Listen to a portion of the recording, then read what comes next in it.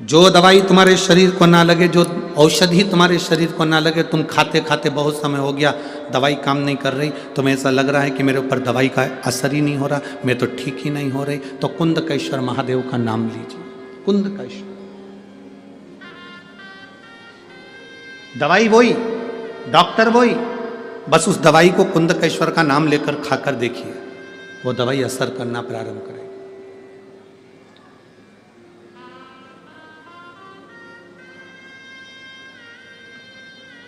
हम तो यहां तक कहेंगे, कभी प्रैक्टिकल कर कर देखना। बहुत तेज फीवर है, बहुत तेज बुखार है,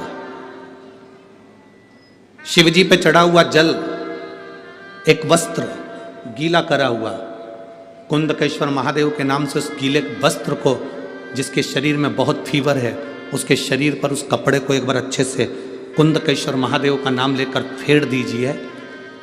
आधा घंटा या 1 घंटा लगेगा, मेरा कुंदकेश्वर महादेव फीवर को उतार ही देगा। प्रैक्टिकल कर कर देखना कि सियोर वाला महाराज झूठ तो नहीं बोल रहा। प्रयास करते रहना चाहिए, प्रैक्टिकल करते रहना चाहिए। कहीं सियोर वाला महाराज झूठ तो नहीं बोल रहा है, ये प्रैक्टिकल करो कि वो झूठ तो नहीं बोल रहा। और पत्र तुम्हारे भेज देना लिख कर कि आपने झूठ बोला, हमने फीवर देखा था।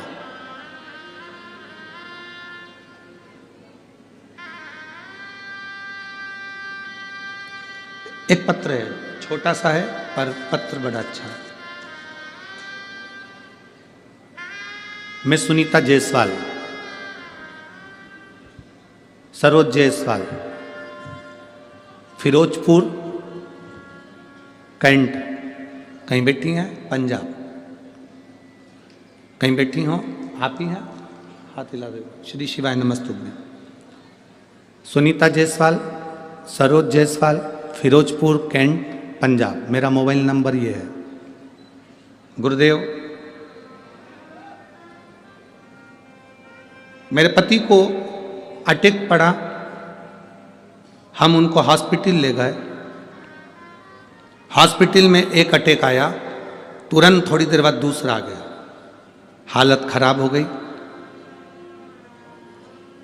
उनको वेंटिलेटर पर डाला गया। जब वेंटिलेटर पर डाल दिया गया, दवाई लाने के लिए कहा गया, हम वो दवाई कुंदकेश्वर महादेव का नाम लेकर डॉक्टर के हाथ में, सिस्टर के हाथ में दे दी और उन्होंने उस दवाई को चालू करा। गुरुदेव, हार्ट मात्र 25% काम कर रहा था। डॉक्टर के हिसाब से हम ना तो उनको पानी पिला सकते थे शिव जी का चढ़ा हुआ, ना हमको बेलपत्र दे सकते थे। अब घबरा गए कि वेंटिलेटर पर दें क्या। सियोर वाला महाराज तो कहता है कि शंकर पे चढ़ा हुआ पानी लोग पीते हैं तो रोग मुक्त होता है, बेलपत्र खाते हैं तो रोग मुक्ति होती है। अब ये वेंटिलेटर पे ना हॉस्पिटल में डॉक्टर जाने दे रहा है और ना हम कुछ दे सकते हैं, करें क्या। जो दवाई डॉक्टर ने लाने को कही थी, उसी दवाई को कुंदकेश्वर महादेव का नाम लेकर हमने दिया। डॉक्टर ने उनको वेंटिलेटर पर पटक कर रखा था और जैसे ही पहला डोज दिया, बाबा की कृपा, इतने समय से दवाई चल रही थी, वो दवाई असर नहीं करी। और जो दवाई हमने कुंदकेश्वर का नाम लेकर दी, उससे हार्ट जो 25% काम कर रहा था वो 45% पर आ गया। ये शिव तत्व है, हमने खुद आजमाया है गुरुदेव। फिर हमने उनका जब हार्ट 45% काम करने लगा, तब उनके कंधे में भी थोड़ा थोड़ा तकलीफ हुई। शिवजी का चढ़ा हुआ जल हम उनको देने लगे, वेंटिलेटर से उतारा गया और बाबा की कृपा से वो ठीक हुए। हम बाबा को यहाँ प्रणाम करने के लिए आए हैं। ये शिव तत्व है। बैठिए, हर हर महादेव, बैठिए। ये शिव भक्ति है। उसमें लिखा, इतनी देर से डॉक्टर दवाइयां दे रहे थे, वो दवाइयां लॉक नहीं कर रही थी। याद आया कि पानी नहीं पिला सकते, बेलपत्र नहीं दे सकते, तो कुंदकेश्वर महादेव का नाम लेकर दवाई देना प्रारंभ कर दिया। कुंदकेश्वर शिव तत्व है उसमें।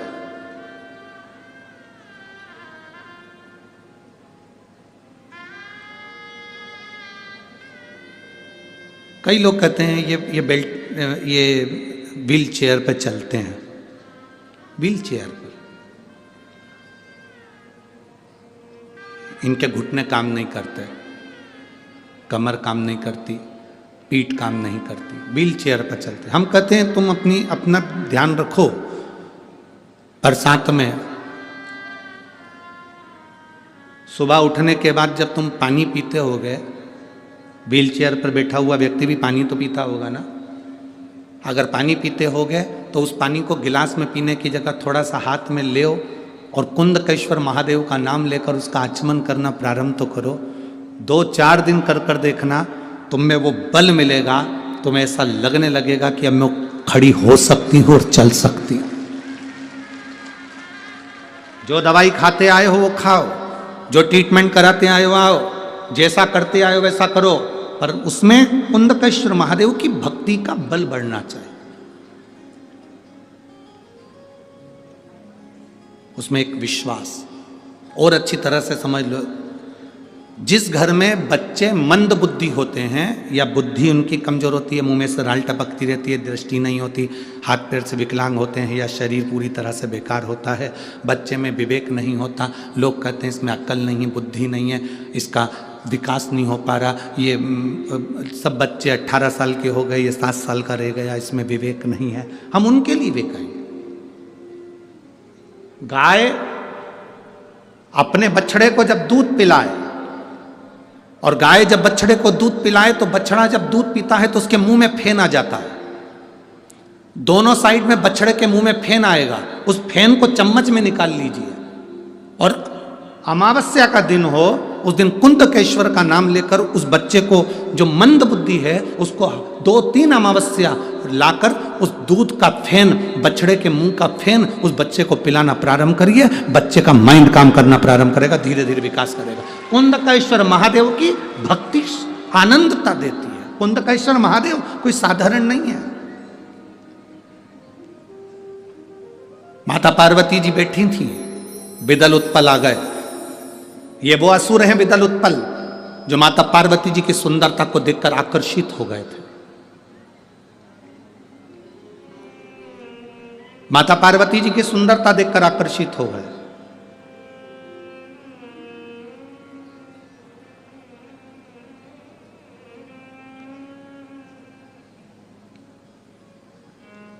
देवता और असुर, इनमें एक अंतर भारी होता है। देवता बगीचे में लगे हुए फूल को देखकर खुश हो जाते हैं, और असुर उस फूल को तोड़कर कुचल देते हैं।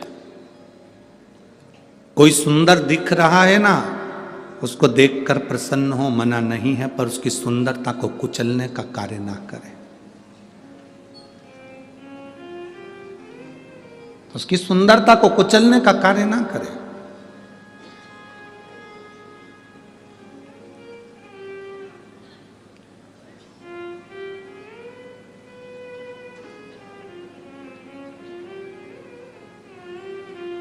शिव महापुराण की कथा कहती है, बिदल उत्पल ने जब माता पार्वती जी की सुंदरता देखी, दुनिया में ऐसा कौन है जिसने माता पार्वती की सुंदरता नहीं देखी। आज भी लोग नवरात्रे में देवी जी को बिठाते हैं, उस देवी जी की मिट्टी की मूर्ति का जब दर्शन करते हैं तो लोगों को लगता है ऐसे देवी हमसे बात कर रही है। केवल मिट्टी की मूर्ति।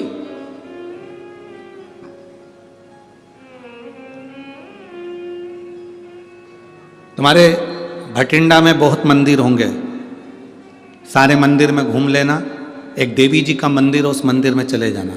दुर्गा जी का मंदिर, देवी जी का मंदिर, माता रानी का मंदिर, उस मंदिर में जाना।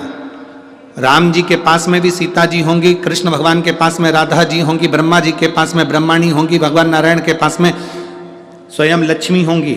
और एक बार दुर्गा जी के मंदिर में जाना, देवी के मंदिर में जाना, उस देवी की प्रतिमा का मुखाग्रविंद का दर्शन करना, उनकी सुंदरता का दर्शन करना, आपको लगेगा कि माँ कितनी सुंदर है, माँ का स्वरूप कितना सुंदर है।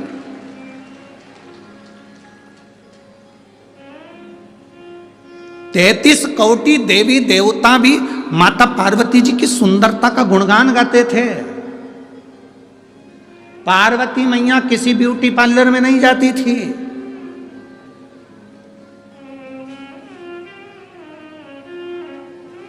कोई सोने का आभूषण नहीं पहनती थी।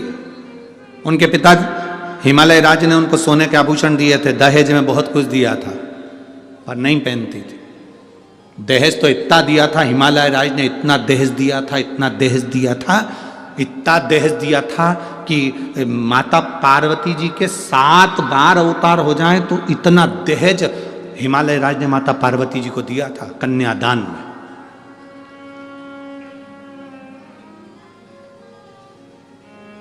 इतना दहेज दिया था। जब विदा होने लगी, शंकर भगवान ने पार्वती जी से कहा चलें? पार्वती जी बोली चलो।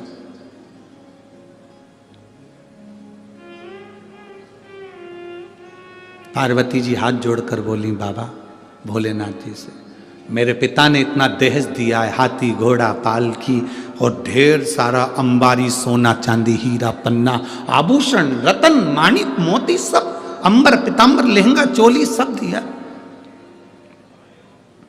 शिव जी ने कहा कि अभी यहीं रहने दो, तुम हमारे साथ पहले कैलाश पे चलो, वहां रखने की अगर व्यवस्था हो तो ले चलना। वहां अगर रखने की व्यवस्था हो तो ले जाना, मना क्या है? पिताजी का ही तो घर है, रखे रहने दो।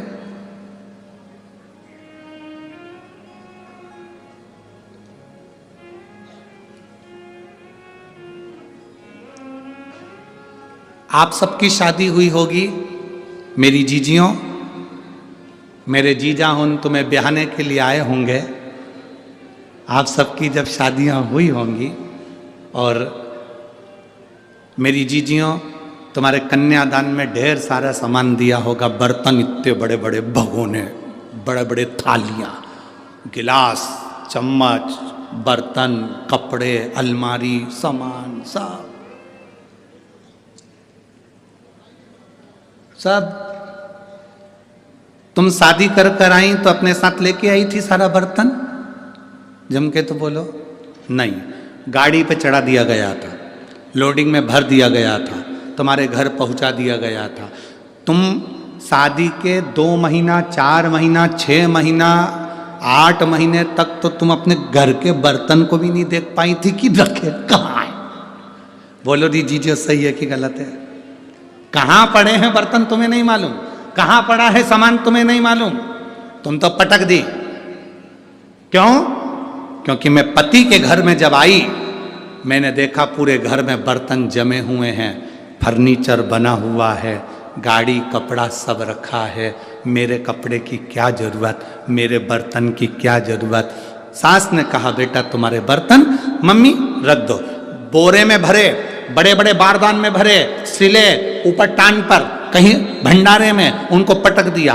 आज तक तुम्हारी शादी के बर्तन बोरे में बंधे हुए भरे हुए आज तक पड़े होंगे, अभी तक नहीं निकले हैं। वो तो तुम जब अलग होगी घर से तब तुम्हारे बर्तन उठा के ले जाओ। बोलो सही है कि गलत है? तब उठा के ले जाओ। वो बर्तन आज तक रखे, सामान आज तक रखा है, अभी तक नहीं छुआ गया, पड़ा की पड़ा ही है, रखा की रखा ही है। क्यों? वो बर्तन की आज तक जरूरत नहीं पड़ी, क्योंकि बाबा ने, मेरी जीजियों, तुमको जो मेरा जीजा मिला है ना, वो साधारण नहीं है।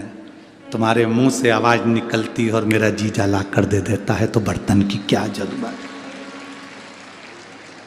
बर्तन की क्या जरूरत है?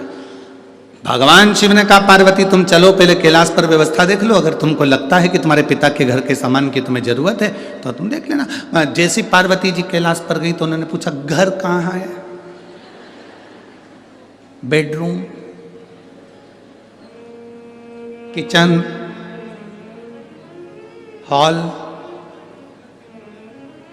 शिव जी बोले वो तो तुम देख लो, इतनी सारी गुफा हैं, किसी में भी घुस जा, ये सब कमरे ही तो है, बेडरूम ही है, जा। पार्वती जी एक गुफा में प्रवेश करी, उस गुफा से निकलने में पार्वती जी को लगभग 2 साल लग गए थे, एक में घुसी थी। पार्वती जी बोली इतना बड़ा बंगला मैंने कभी नहीं देखा, मेरे पिता के यहाँ नहीं देखा। शिव जी ने पूछा वो बर्तन और वो दहेज का सामान पिताजी की यहीं रहने दो, क्योंकि कहीं रख के भूल गए तो मिलेंगे नहीं। जब 2 साल में तो वापिस लौट के आई हूं तो बर्तन और जेवर कहां रख के भूल जाऊं पता।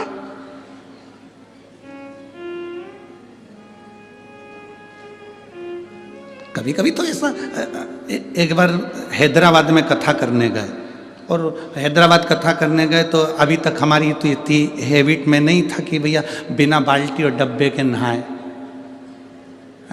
अब हैदराबाद कथा करने गए और वहाँ उन्होंने बाल्टी डब्बा कुछ दिया ही नहीं होटल में। अब वो हमने आशीष से कहा, आशीष सवेरे सवेरे उठे तो नहाए कैसे? तो कहे गुरुजी वो ऐसी बटन दबा दो, वो ऐसी लाइट की बटन थी, उसको ऐसे ऐसे। हमने कहा 1 2 3 नंबर दबाओ और ऊपर से पानी आएगा, नहा लो।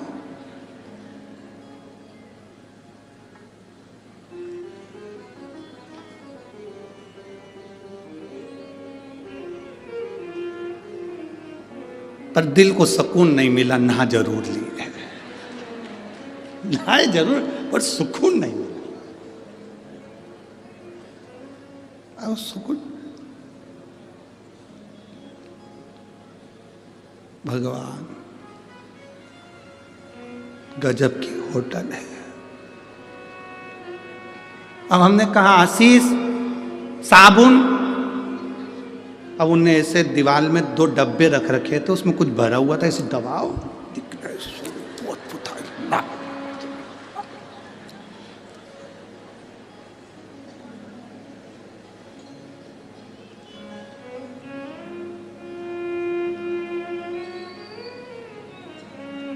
अब अपन तो अपने साबुन से नहाए सो तो बाद करे क्या। अब नीचे जैसे कथा में जा रहे थे तो वो होटल का मालिक मिल गया, वो अग्रवाल जी। कहने गुरुजी कैसी लगी होटल? हमने कहा बहुत जोरदार है, बहुत जोरदार है, पर एक ही चीज की कमी है, इसमें डब्बा और बाल्टी नहीं है। इसमें डब्बा बाल्टी, तुम्हें हैदराबाद की कथा अगर टीवी पे डली हो तो हमने उसमें भी ये प्रसंग कहा है कि भाई डब्बा बाल्टी तो दो, भले कछु नहीं दो।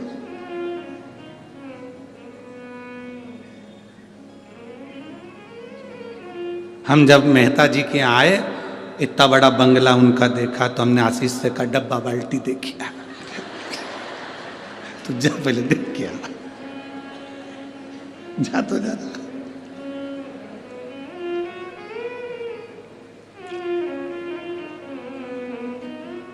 पर आनंद है, वो पंजाब पंजाब है, बठिंडा बठिंडा है, वो आनंद है।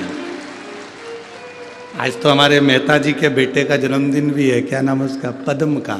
कहाँ है बेटा पद्म? आओ इधर आओ, पधारो आओ। आज इनका हैप्पी बर्थडे टू यू है, जोरदार ताली बजाकर स्वागत करिए पद्म जी का। एक माला दो भाई।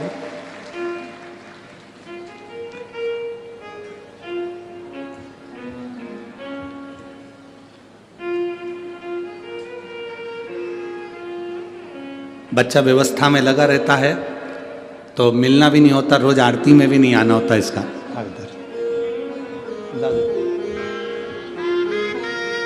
एक बार जन्मदिन की बधाई इस बालक को, जोरदार ताली बजाकर।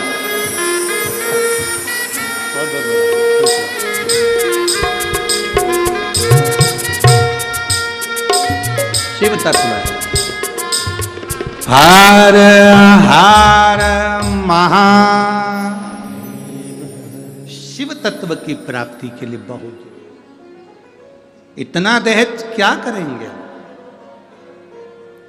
इतनी पूंजी क्या करेंगे? बहुत ध्यान देना शिव महापुराण की कथा को कि पति कमाऊ है, तुम्हारा सम्मान करने वाला है, तो तुम्हें अपने पिता के घर की ना तो बर्तन की जरूरत पड़ेगी, ना तुम्हें दौलत की जरूरत पड़ेगी। तुम्हारा पति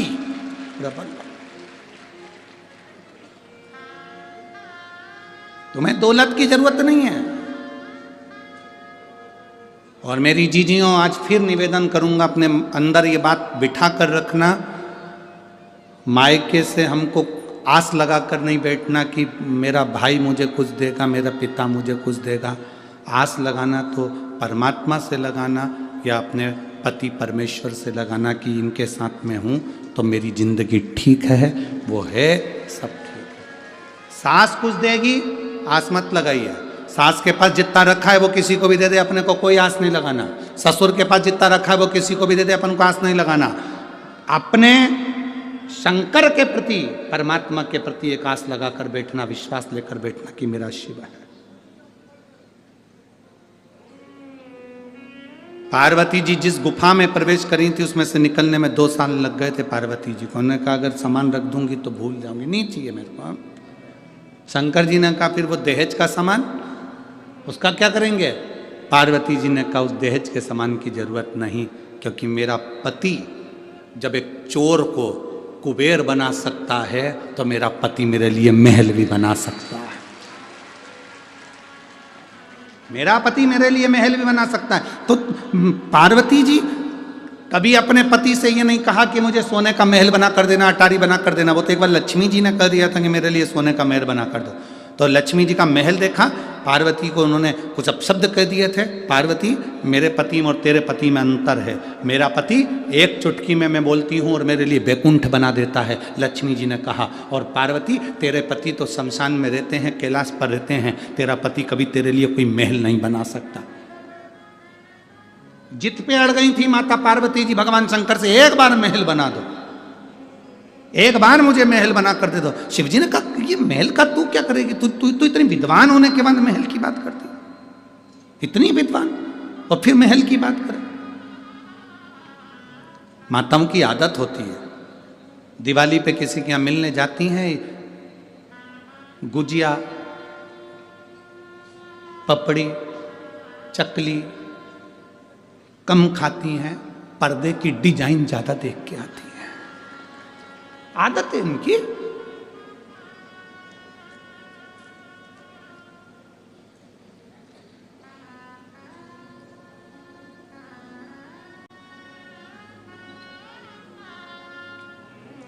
देख लिया, अब मुझे सोने का महल चाहिए। बस एक बार जिद करी थी माता पार्वती जी ने शंकर जी से, मुझे सोने का महल चाहिए। क्या करोगी महल का? बस मेरा मन है, बना दो। सोने का महल बनवाया, उसका मुहूर्त करवाया। लक्ष्मी जी को भी दिखाया कि ये सोने का महल है। तुझे लगता था कि मेरा पति नहीं बना सकता, तेरे बैकुंठ से 4 गुना सुंदर है। सोने की दीवाल, सोने के पर्णकोटे, सोने की ईंट, सोने का कालीन, रतन जड़ी सिंहासन इस बीच समुद्र में बनाया था। विशर्वा जी पूजन कराने आए थे। शिव जी ने सोच लिया था कि ये सोने के महल में हम नहीं रह सकते, ये महल विशर्वा जी ले लें। और विशर्वा जी ने जब पूजन कराई तो उसकी दक्षिणा में वो सोने का महल मांग लिया था। तो पार्वती जी दुखी होकर कहती हैं, इस सोने के महल में एक दिन आग लगेगी विशर्वा, तेरे घर में कोई दिया जलाने वाला नहीं बचेगा। और वो महल रावण को मिला था और उसमें आग लगी थी, आग लगी थी उसमें। देखा देखी में कभी कोई काम ना करिए। देखा देखी में एक बार काम बिगड़ता है तो बिगड़ता ही जाता है।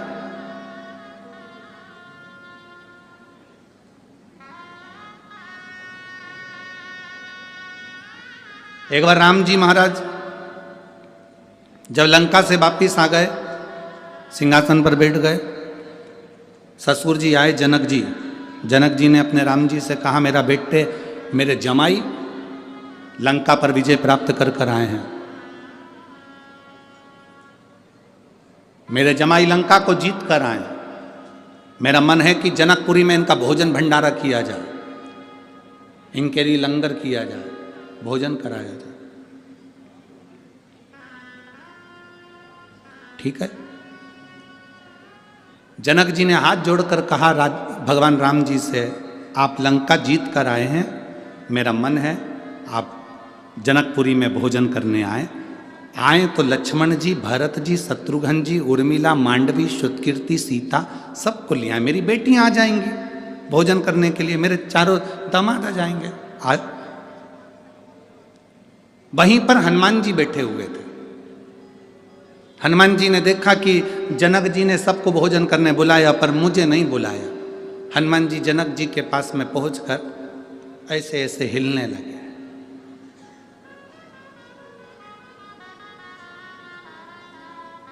राम जी ने इशारे में कहा हनुमान। हनुमान जी सीधे खड़े हो गए तो पूंछ हिलाने लगे और वो पूंछ जनक जी को लग रही थी। लक्ष्मण जी ने जो देखा हनुमान जी को तो हनुमान, हनुमान जी ने पूंछ हिलाना बंद कर दी, एकदम सीधी। हनुमान जी सीधी पूंछ कर कर जनक जी की ओर मुंह करके खड़े हो गए। राम जी ने पूछा क्या हो क्या रहा है तुझको हनुमान? हनुमान जी कुछ नहीं बोले और जनक जी से बोले तुमने राम जी को भोजन करने बुलाया, लक्ष्मण जी को भोजन करने बुलाया, भरत जी को भोजन करने बुलाया, शत्रुघ्न जी को भोजन करने बुलाया, उर्मिला, मांडवी, श्रुतकीर्ति सबको भोजन करने बुलाया और हमारे कारण तो विजय मिली, सारे बंदरों ने साथ दिया और तुमने हमको ही भोजन करने नहीं बुलाया। जनक जी बोले गलती हो गई। जनक जी ने कहा राम आते आते हनुमान जी को भी ले आना। ठीक है। अब जितने बंदर खड़े थे ना सब आ गए जनक जी के पास। हम कहां से आए? अकेले हनुमान, हम भी तो हैं। जनक जी ने कहा राम आओ तो इन सारे बानरों को ले आना हो। जनक जी तो कहकर चले गए। राम जी ने रात को अर्जेंट मीटिंग बुलाई, हनुमान जी को बुलाया, बंदरों को बुलाया। हनुमान जी से कहा देख हनुमान, शादी होने के बाद पहली बार मैं ससुराल में जीने के लिए जाऊंगा, भोजन करने जाऊंगा, मेरी इज्जत मत गिरा देना। तुम बंदर हो, ध्यान रखना, आराम से बैठकर खाना। जितने बंदर जा रहे हैं इन सबको समझा दे। हनुमान जी ने कहा तुम चिंता मत करो, जैसे तुम्हारी ससुराल वैसे हमारी ससुराल, तुम टेंशन मत लो, रत्ती भर भी गड़बड़ी नहीं होगी। सारे बंदरों को हनुमान जी ने आधी रात को मीटिंग बुलाई, मीटिंग बुला करके दिया देखो रे बंदरों, जैसे मैं खाऊं वैसे खाना, जैसे मैं बैठूं वैसे बैठना, जैसा मैं करूं वैसे करना, मुझे देखते रहना और आराम से खाते रहना। ठीक है? बंदरों ने कहा बिल्कुल चिंता मत करो। हनुमान जी बोले राम जी की ससुराल है इसका ध्यान रखना। सारे बंदर बोले तुम चिंता मत करो, जैसे राम जी की ससुराल वैसे हमारी ससुराल, आप चिंता मत करो। सब गए। इधर राम, लक्ष्मण, भरत, शत्रुघ्न सब बैठ गए। उर्मिला, मांडवी, श्रुतकीर्ति, सीता सब बैठ गई। उधर सामने हनुमान जी और उनकी पूरी बंदर सेना बैठ गई। चांदी की थाली, सोने के कटोरे, पूड़ी, सब्जी, भजिया, पकोड़ा, गुलाब जामुन, इमरती सब आया। बाद में आया लेसुए का अचार, गोंदे का अचार। यहाँ क्या बोलते हैं, लेसुआ की गोंदा?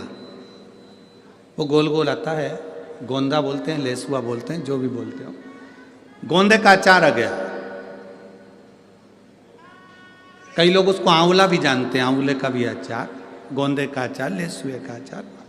सामने जैसे ही अचार आया, हनुमान जी ने मन में सोचा ये गुलाब जामुन तो मैं पहले भी खा चुका हूँ, जलेबी भी पहले बहुत खाई, पूड़ी कचौड़ी भी बहुत खाई, ये तो नया आइटम दिख रहा है, यही खाना।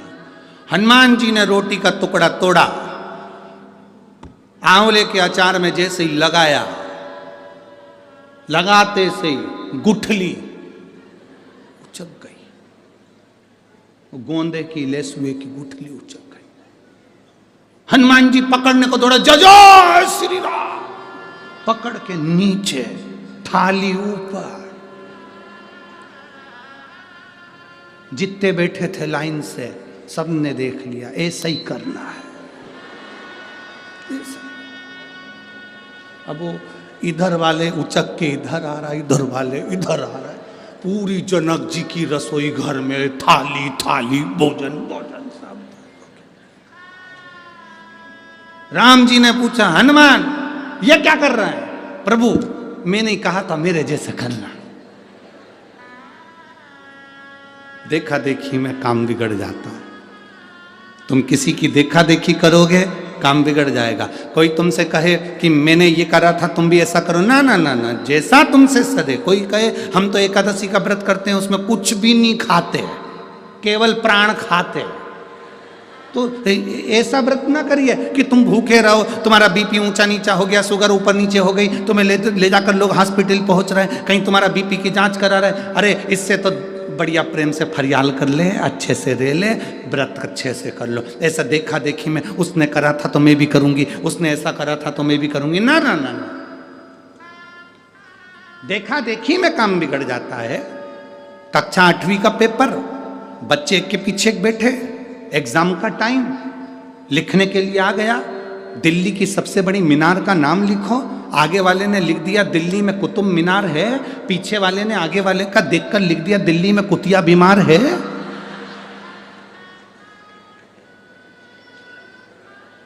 मालूम उसको भी था कि दिल्ली में कुतुब मीनार है, पर देखने के चक्कर में उसने लिख दिया दिल्ली में कुतिया बीमार है। गड़बड़ हो गया ना, देखा देखी में गड़बड़ हुआ है। कभी देखा देखी नहीं करना। कोई तुमसे कहे मैं तो सवेरे 4 बजे से उठ के शंकर जी के मंदिर जाती हूँ, उससे कह देना तू जा, मेरे से नहीं पड़े। तुम तो आराम से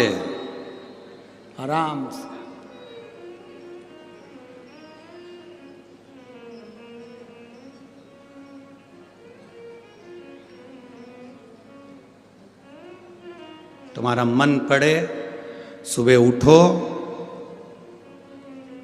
आराम से, किसी को दिखाने की जरूरत नहीं कि मैं 4 बजे जाऊं कि 5 बजे जाऊं। तुम्हारा जब दिल कर दे, उठे, लोटा भरा जल का, पहुंच गए शंकर जी के मंदिर में। लोटा उठाते नहीं बने तो एक झोला रख लो, पानी की बोतल उसमें रख लो, लोटा रख लो, बास्केट उठाई, पहुंच गए। और वहाँ जाके लोटे में मंदिर में प्रवेश करने से पहले, मंदिर के अंदर नहीं, मंदिर के अंदर नहीं, मंदिर के बाहर बोतल में से पानी लोटे में लो, फिर अंदर जाओ।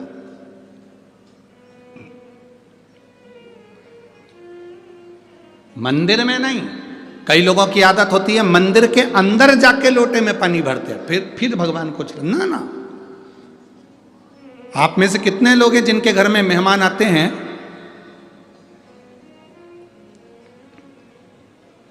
और मेहमान के सामने ही सारा काम करते हैं? शास्त्र कहता है तुम्हारे घर में मेहमान आए, उसके पहले तुम पूरे घर को सजा कर रख लो। मेहमान आए उससे पहले तुम्हें जो खिलाना है मेहमान को, उसकी तैयारी करके रख लो। बोलो सही है कि गलत है? जो मेहमान को खिलाना है तैयारी रखो, बिस्कुट खिलाना है, पानी पिलाना है, समोसा खिलाना है, कचौड़ी खिलाना है, उसका मसाला सब तैयार करके रख लो। इसके बाद मेहमान आए तुम अंदर बनाओ और लेकर आओ। मेहमान के सामने वो सोफे पे बैठे और तुम कढ़ैया वड़ैया सब लेके आ गई, चूल्हा वूल्हा लेके अब यहीं तेलेंगे और बैठ गई तले। मेहमान भी कहेंगे जीजी, अरे वो भटिंडा वाली रेंद, तू तो हमें नहीं खाना। और उल्टा तो मेहमान को भी दे दिया, लो बेलो समोसे का पूड़ी। मेहमान कह रहे इससे तो हमारे घर में अच्छे थे। क्या है?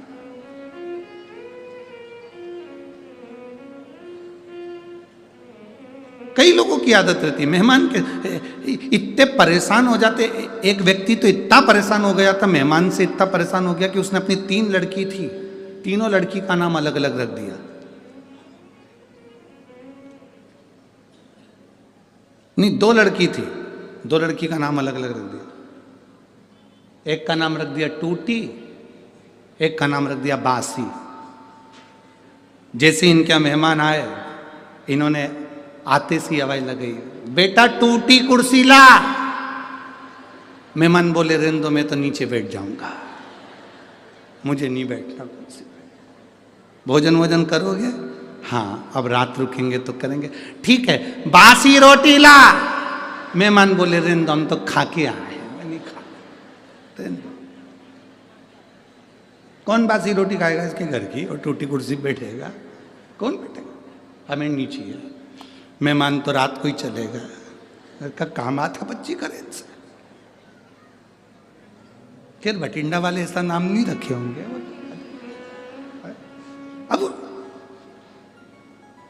पहचान बनावे सो तो देखा देखी नहीं करना। कोई तुमसे करा मैं सुबह 4 बजे मंदिर जाती हूँ, कोई तुमसे कि मैं एकादशी का व्रत ऐसे करती हूँ, कोई ने कह दिया तुमसे मैं सोमवार का व्रत ऐसे करती हूँ, मैं तो ऐसा व्रत करती हूँ कि मैं केवल 1 लौंग खाती हूँ। कई लोग नवरात्रि का व्रत करते हैं। अब यहाँ भटिंडा में करते कि नहीं करते पता नहीं, नवरात्रि का व्रत 1 कप चाय पे पूरा व्रत कर लेती हूँ। कोई के मैं नंगे पैर चलती, कोई के कि मैं 1 गिलास दूध पे करूं, कोई के मैं 1 लौंग खा के 9 दिन नवरात्रि के करूं, कोई के मैं ऐसा करूं, कोई के मैं वैसा करूं। आपसे माता रानी से कहना, माँ तूने जैसा शरीर दिया है, ये शरीर तेरा दिया हुआ है, मेरे से जैसा बनेगा वैसा तू स्वीकार कर लेना जगत जननी, और मेरा कल्याण कर देना। बहुत तू जैसा स्वीकार करेगी ना माँ, कर लेना। कई लोग कहते हैं तुमसे सदे तो करो,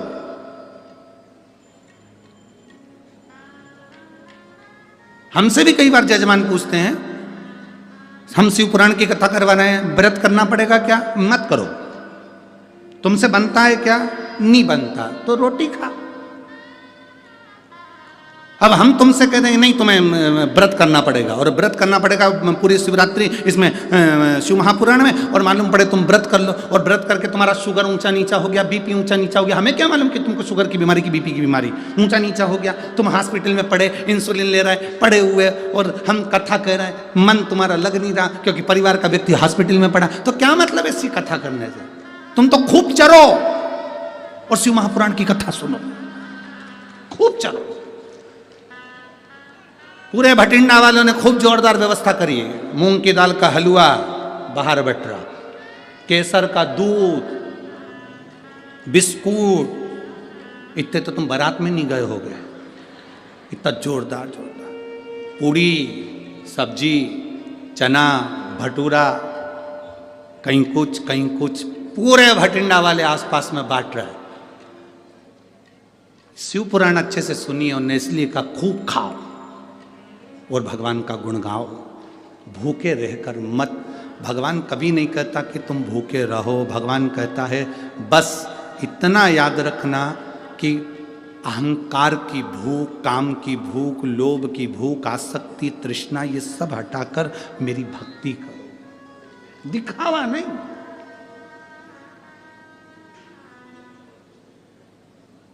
शिव को अपना बनाने का प्रयास करो। शंकर जब तुम्हारा होगा, तुम शिव के होगे तो सुख का अनुभव हो जाएगा, सुख का अनुभव। विदल उत्पल असुर हैं, देवता और असुर में अंतर है। देवता फूल को देखते हैं तो खुश होते हैं, असुर फूल को देखता है तो कुचलने को तैयार होता है, तोड़ने को तैयार होता है।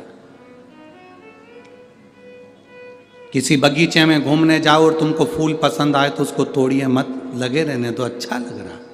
जब आपको अच्छा लग रहा है तो दुनिया को अच्छा लगेगा। किसी बगीचे में घूमने जाओ, कोई चीज तुम्हें अच्छी लग रही उसको लगे रहने तो तोड़ो नहीं, तोड़ना नहीं। बगीचे का ध्यान रखना आपकी जवाबदारी है, हमें तोड़ना नहीं है।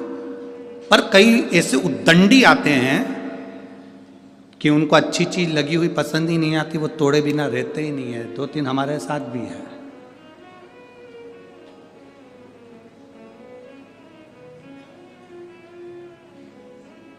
पसंद आए उसको रहने दो, अच्छा लग रहा है ना, सुंदर है ना, लगे दो, तोड़ना नहीं। श्रेष्ठता। किसी ने पूछा गुरुजी हम कहाँ बैठकर भगवान शंकर का भजन करें कि शंकर जी हमारे मन की बात सुन ले। हम कहाँ बैठकर भगवान शंकर का भजन करें कि शिव जी हमारे मन की बात सुन लें। हम उनसे कहते हैं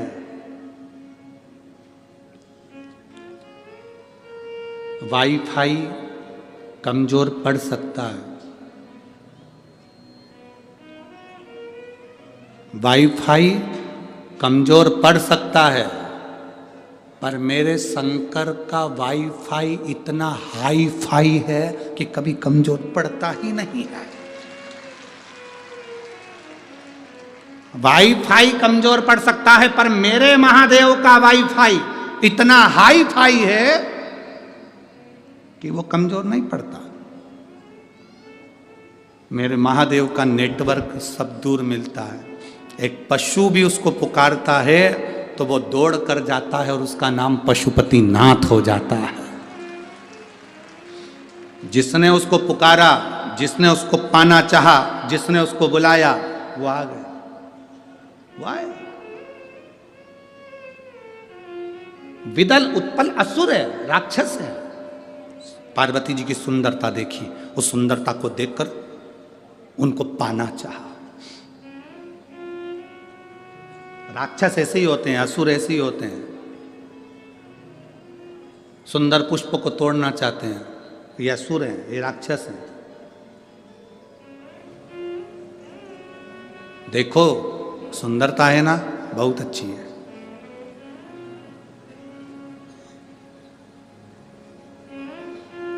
किसी का घर सुंदर लग रहा है ना, सुंदरता अच्छी है। किसी की घड़ी सुंदर लग रही है ना, सुंदरता अच्छी है। घर देखो सुंदर, किसी व्यक्ति को सुंदर को देखो, किसी की घड़ी सुंदर देखो, सब सुंदरता देखो, साथ में उस परमात्मा को धन्यवाद दो कि तूने गजब की कारीगरी करवाई। मकान बनाने वाले ने क्या मकान बनाया, और प्रभु तूने इंसान को कितना सुंदर बनाया। जब इंसान इतना सुंदर है तो मेरे महादेव तू कितना सुंदर होगा। ये विचार अपने भीतर लेकर कि तेरी प्रतिमा इतनी सुंदर, तू कितना सुंदर होगा। तेरी प्रतिमा इतनी सुंदर, तू कितना सुंदर होगा। तू कितना सुंदर होगा। जरा विचार करिए कि वो कितना सुंदर होगा। इसीलिए मैनू नचना भोले दे नाल, आज मैनू नच ले।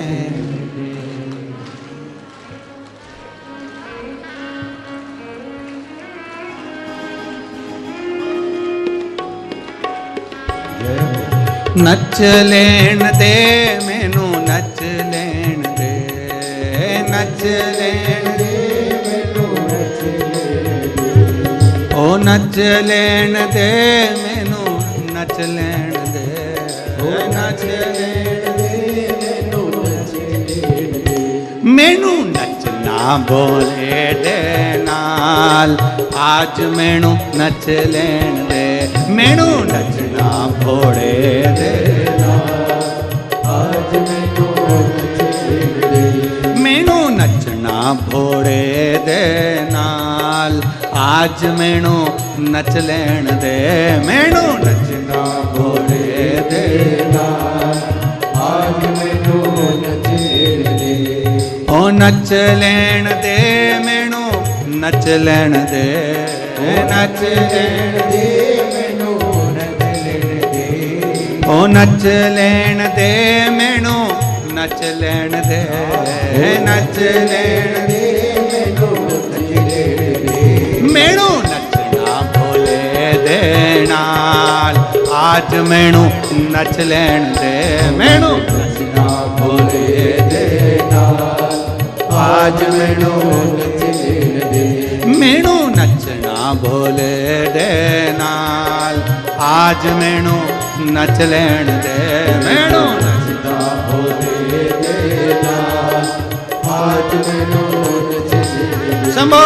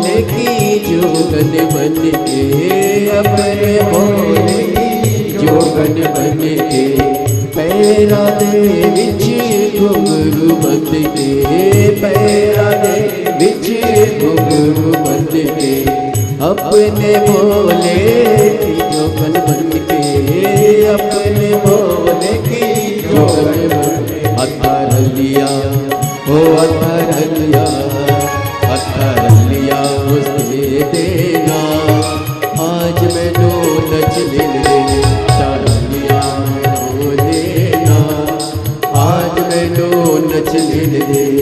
ओ नच लेण दे मैनू नचण दे, ओ नच लेण दे मैनू नच लेण दे, ओ नच लेण दे मैनू नच लेण दे, ओ नच लेण दे मैनू नच लेण दे, मैनू नचना मोरे दे नाल, आज मैनू नच लेण दे, मैनू नचना मोरे दे, आज मैनू नच लेण दे, मैनू नचना भोले दे नाल, आज मैनू नच लेण दे, मैनू नचना भोले दे नाल, आज मैनू नच लेण दे।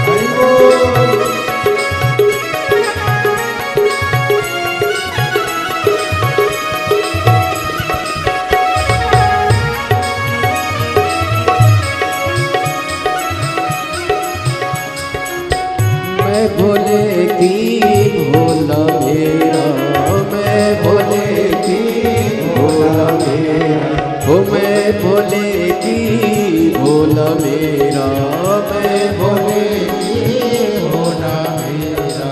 कुबरेश्वर विच करूं बसेरा, कुबरेश्वर विच करूं बसेरा। मैंने छोड़ दिया, मैंने छोड़ दिया, मैंने छोड़ दिया घर बार, आज मैनू नच लेण दे। मैंने छोड़ दिया घर बार, आज मैनू नच लेण दे। ओ नच लेण दे, मैनू नच लेण दे, ओ नच लेण दे, मैनू नच लेण दे, ओ नच लेण दे, मैनू नच लेण दे, ओ नच लेण दे, मैनू नच लेण दे।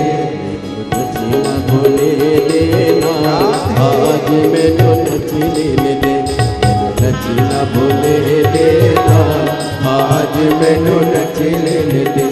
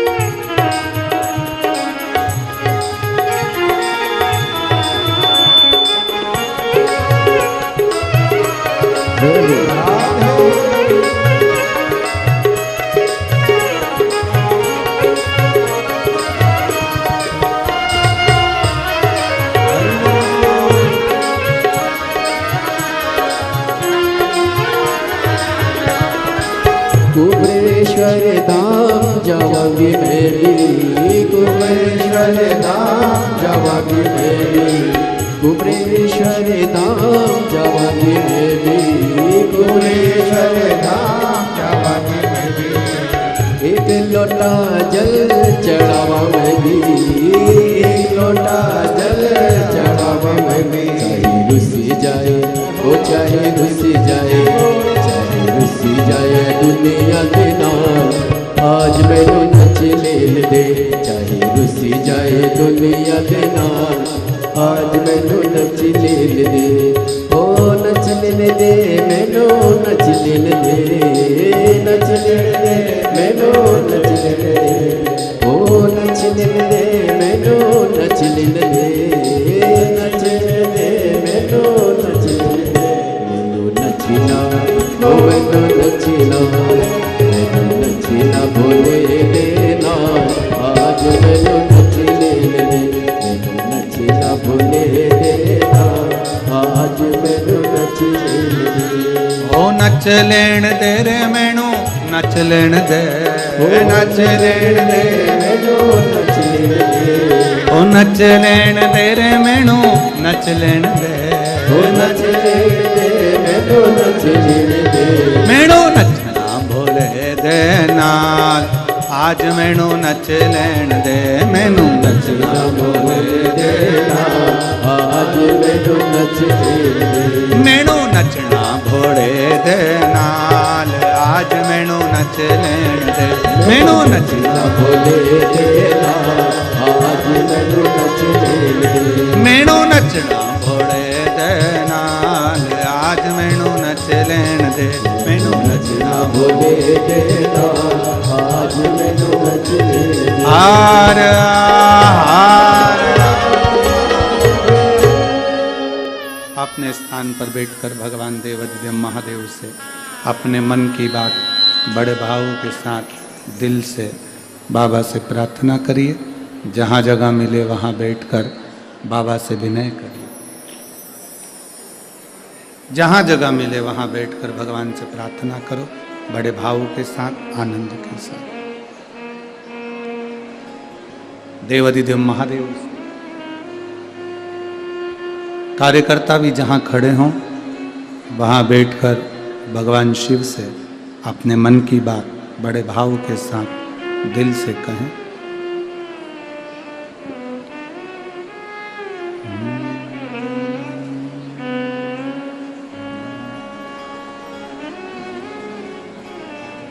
श्री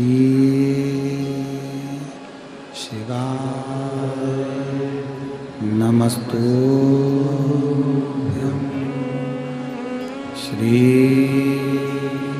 शिवाय नमस्तुभ्यं, श्री शिवाय नमस्तुभ्यं, श्री शिवाय नमस्तुभ्यं,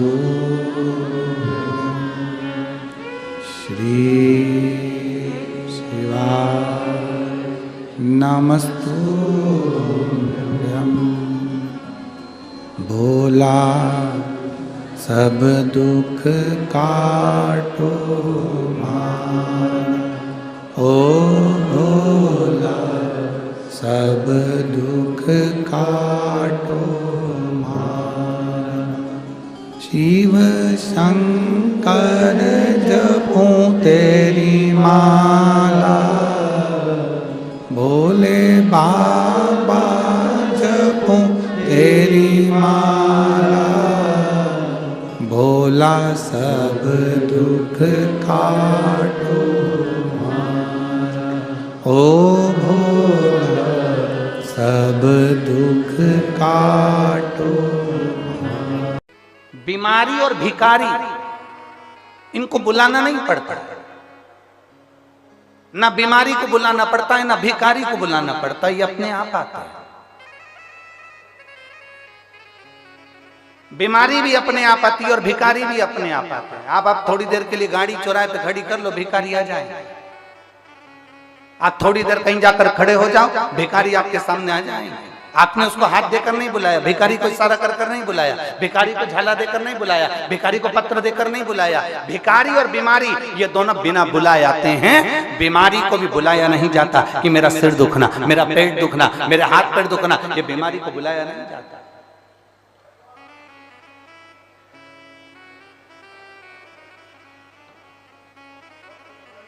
आज एक बहन कह रही थी कि गुरुजी, वो अभी की बात कहे, गुरुजी सिर की गोली अलग होती है, पेड़ दुखने की गोली अलग होती है, पेट दुखने की गोली अलग होती है, थायराइड की गोली अलग होती है, बीपी शुगर की गोली अलग होती है, और आप तो कहते हो सारी समस्या का हल एक लोटा जल। सबकी गोली अलग है और आपने एक ही गोली कर दी। तो हमने उससे कहा, देखो पहले पूर्व समय का अंदाजा लगा कर बैठिए। पुराने समय में घुटने के डॉक्टर अलग नहीं होते थे, फेफड़े के डॉक्टर अलग नहीं होते थे, आंख के डॉक्टर अलग नहीं होते थे, सिर के डॉक्टर अलग नहीं होते थे। गांव में, शहर में एक डॉक्टर होता था, वो एक हॉस्पिटल में एक डॉक्टर रहता था और वो एक डॉक्टर सारी रोग का इलाज कर देता था। उसी तरह से मेरे शंकर महामृत्युंजय कहलाते हैं, वो सारा रोग का एक बार में। अकाल मृत्यु वो मरे जो काम करे चंडाल का, काल उसका क्या बिगाड़े जो भक्त हो महा काल का। जो शंकर की आराधना करने वाला, शिव की स्तुति करने वाला, शंकर का अनुमोदन करने वाला, शिव स्मरण में डूबने वाला, उसका इलाज मेरा भोलेनाथ जानकर कर देता है।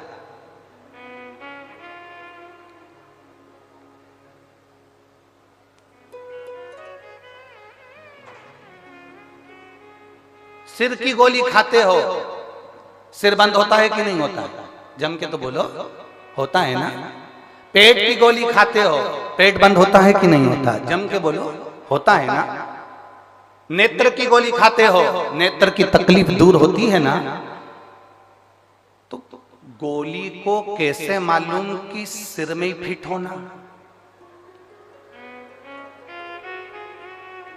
उस पे सील ठप्पा देकर तो नहीं भेजा गया कि तू कहीं इधर उधर मत जाना। पेट की गोली है तो पेट पे ही इफेक्ट करना, सिर की गोली है तो सिर पर ही इफेक्ट करना। आप गोली को कैसे मालूम होता है कि पैर दुखने की है तो पैर पर असर करेगी, हाथ दुखने की है तो हाथ पर असर करेगी, किडनी की है तो किडनी पर असर करेगी, लीवर की है तो लीवर पर असर करेगी, थायराइड की है तो थायराइड पर असर करेगी, और सिर दर्द की है तो सिर दर्द पर असर करेगी। गोली को खाया जाता है, वो पेट में जाती है और जिस चीज में तकलीफ होती है वहां वो असर करना प्रारंभ करती है।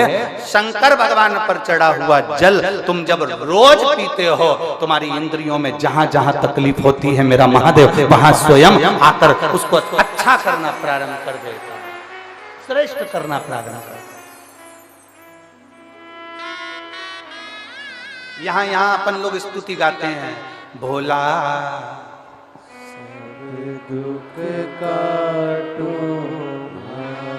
इस स्तुति में हमने कभी ये नहीं कहा कि बाबा मेरा सिर दुख रहा, कि पांव दुख रहा, कि हाथ दुख रहा। हमने एक ही बात कही, भोला सब दुख काटो ओ भोला सब दुख काटो। शिव शंकर जपो तेरी माला, भोले बाबा जपो तेरी माला, भोला सब दुख काटो ओ भोला सब दुख काटो।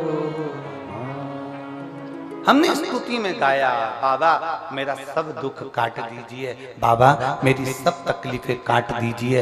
एक दुख नहीं जिंदगी में, ना जाने कितने दुख हैं। कितने दुख, सबकी अपनी अपनी तकलीफें हैं, सबका अपना अपना कष्ट है, सबकी अपनी अपनी बीमारियां हैं, सबका अपना अपना रोग है, सबका अपना।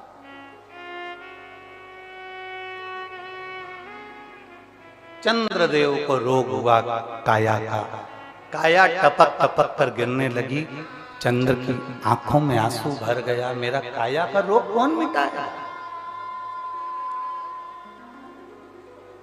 कौन? श्राप किसने दिया था? किसने श्राप दिया था चंद्र को? दक्ष प्रजापति, स्वयं के ससुर ने, स्वयं के ससुर ने श्राप दिया।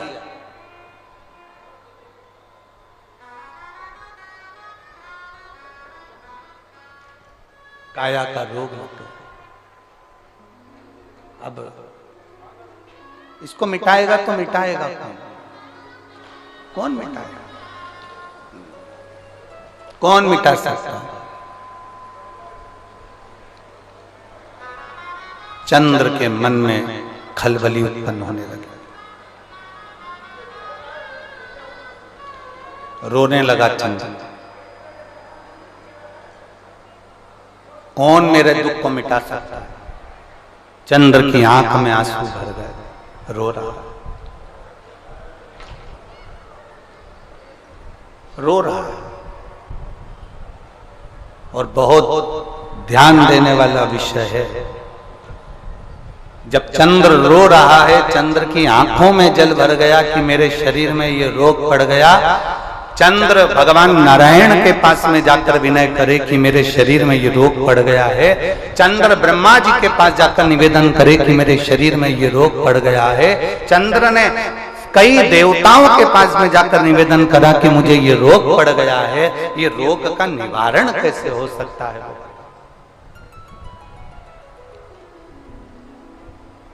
इस रोग का निवारण कैसे? इस रोग से मुक्ति कैसे?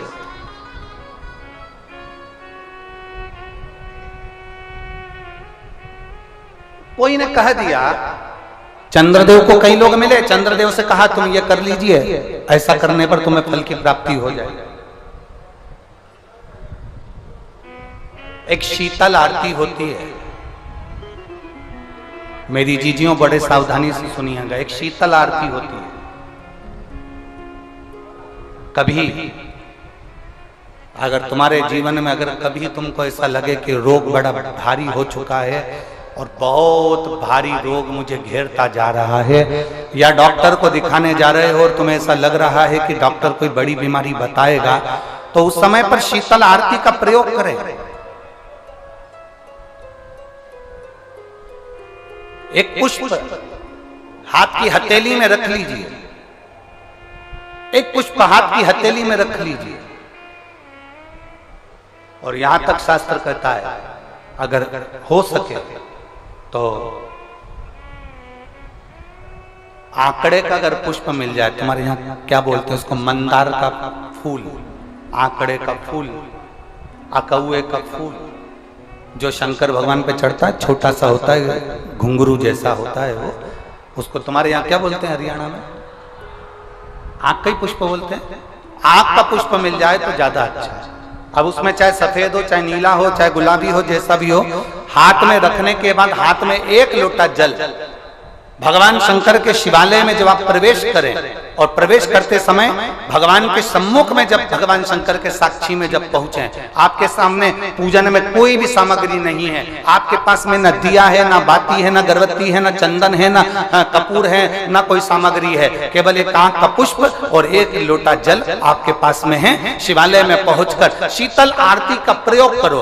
11 बार भगवान शंकर के 11 रुद्रों का स्मरण कर कर जब 11 बार शंकर के शिवलिंग के ऊपर से नीचे तक वो कलश को जब घुमाया जाता है, और घुमाने के बाद वो आग का जो पुष्प है वो अशोक सुंदरी वाली जगह पर समर्पित कर कर भगवान शंकर को जो जल चढ़ाया जाता है, जो जल समर्पित किया जाता है, डॉक्टर भले तुमसे कह रहा हो कि तुम्हें बड़ी बीमारी के चांस हैं, आप जाकर एक बार चेक कराना, तुम्हें वो बड़ी बीमारी निकलेगी ही नहीं, उस रोग से तुम मुक्त हो। इसको शीतल आरती का प्रयोग किया गया। ये शीतल आरती, इसको शीतल आरती कहा। शिव की प्राप्ति का, एक रोग से मुक्त होने का। अब आपसे कोई कहे कि ये शीतल आरती का प्रयोग सबसे पहले किसने करा, तो आपको ध्यान लगाना है इस प्रयोग को। सोमनाथ जी की कथा का स्मरण करिएगा, सोमेश्वर की कथा का स्मरण करिएगा। आप स्कंद पुराण में, शिव महापुराण में सोमनाथ जी की कथा का स्मरण करिएगा। चंद्रदेव को काया का रोग हो गया, रोग इतना भारी था, चंद्र समझ नहीं पा रहे थे मैं करूं क्या। जब देव ऋषि नारद के पास पहुंच गए, नारद जी ने कहा एक पार्थिव शिवलिंग का निर्माण करो, बालू के शिवलिंग का निर्माण करो और समुद्र का ही जल भगवान शंकर को उनके आनंद से आरती कर कर उनको चढ़ाने का प्रयास करो। और शिव ने ऐसी कृपा कर दी कि चंद्र के पास आकर भगवान शंकर ने कह दिया, चंद्र मैं तुझे वर देता हूं, तेरा काया का रोग समाप्त होगा, ये मेरा वर है क्योंकि तूने मेरे शीतल आरती का प्रयोग किया।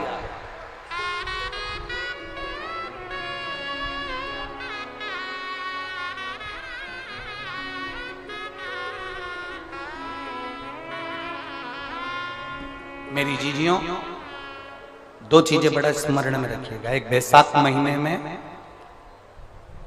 मट्टी के पात्र का जल, अभी अभी क्या चल रहा है, फागुन। अभी क्या चल रहा है, फागुन। जब बैसाख का महीना आए ना,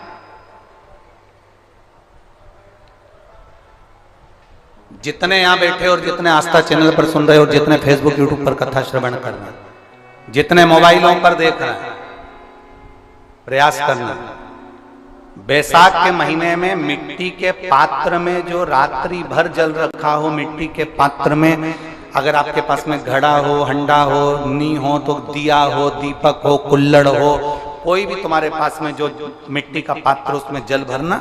वो जल बैसाख के महीने की किसी भी सोमवार के दिन, किसी भी सोमवार के दिन, बैसाख महीने या किसी प्रदोष के दिन या बैसाख महीने के शिवरात्रि के दिन, वो मिट्टी के पात्र का जल अपने घर के प्रत्येक व्यक्ति का स्पर्श कराकर उस मिट्टी के पात्र के जल को तांबे के पात्र में डाल लीजिए और घर के प्रत्येक व्यक्ति का स्पर्श करा लीजिए और शंकर भगवान पर कुंदकेश्वर महादेव के नाम से समर्पित करिए।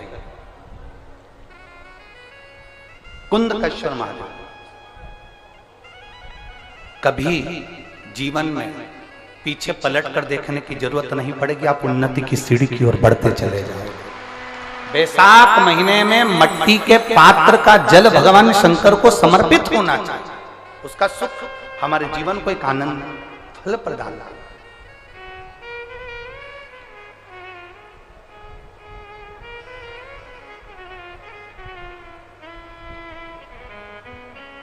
जैसे कहते हैं ना, कोई अच्छा मिले ना मिले, धन मिलने से कोई भाग्यशाली नहीं होता, सत्ता मिलने से कोई भाग्यशाली नहीं होता, वैभव मिलने से कोई भाग्यशाली नहीं होता। महाराज,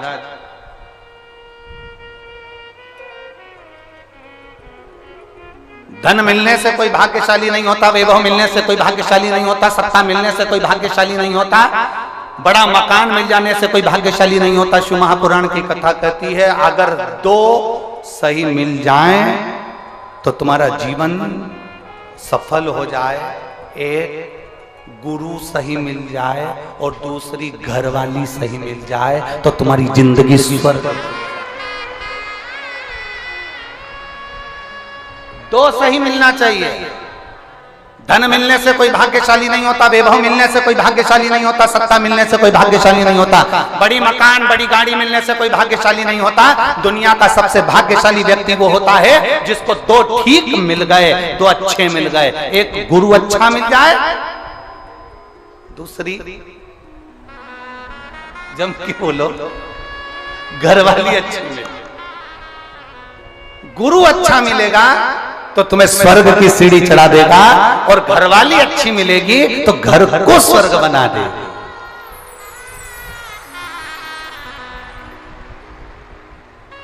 और इसमें से भी गुरु भले पीछे रह जा, पर जगदम्बा घरवाली भगवान से प्रार्थना करना ऐसी मिले जो मेरे अनुकूल हो, प्रतिकूल नहीं, अनुकूल। एक पति की पत्नी अनुकूल नहीं थी, प्रतिकूल थी। पति उससे कहता था आलू की सब्जी बना ले, वो बैंगन की बनाती थी। पति उससे कहता है तू पीली साड़ी पहनना, वो नीली पहनती थी। पति उससे कहता कि देख चाय बनाना, तो वो कॉफी बनाती थी। इतनी प्रतिकूल, अनुकूल थी नहीं, बिल्कुल उल्टा चलती थी, बिल्कुल उल्टा। एक दिन पति को बड़ा दुख हुआ और पति ने अपने गुरुजी से कहा, गुरुदेव 16 श्राद्ध का समय आ रहा है, श्राद्ध पक्ष आ रहा है, गुरुदेव मेरे पिताजी का श्राद्ध आ रहा है। मैं अपनी पत्नी को बोलता हूं पर वो श्राद्ध नहीं करने देती है क्योंकि उल्टा चलती है, मैं क्या करूं? गुरुजी ने कहा एक काम कर, अभी तक वो उल्टा चलती थी, अब की बार तू उल्टा चल। उसने कहा गुरुजी उल्टा कैसे चलूं? तो वो तुरंत गुरुजी ने कहा कि एक काम कर, तू ऐसा कर कि आज घर जाकर बोलना अपनी पत्नी से, सुनो पिताजी का श्राद्ध है पर अपन श्राद्ध नहीं करेंगे। अभी तक बोलती थी करेंगे, अब बोलना नहीं करेंगे। उसने कहा ठीक है, ऐसा बोल दूंगा। और उसने जाकर तुरंत कहा सुनो पिताजी का श्राद्ध है, अपन नहीं करेंगे। पत्नी तुरंत चिल्ला के बोली क्यों नहीं करेंगे? तुम्हारा बाप, तुम्हारा पिता और तुम ही उनका श्राद्ध भी कर रहे, जरूर करेंगे। अब पति ने मन में सोचा गुरुजी तो गुरुजी है, कितना बड़ा ज्ञान दे दिया भाई, कितना बड़ा। और गुरुजी ने कहा था जो जो तुझे करवाना है उसके लिए उल्टा चलना। इतने में इसने कहा सुनो श्राद्ध करेंगे तुम कह रही हो तो, पर पंडित को भोजन नहीं कराएंगे। इतने में पत्नी जूड़ा बांधती बांधती बोली क्यों नहीं कराएंगे? इतनी सारी प्रॉपर्टी का छाती पे बांध के ले जाओगे, 100 बामन को जिमाएंगे जा।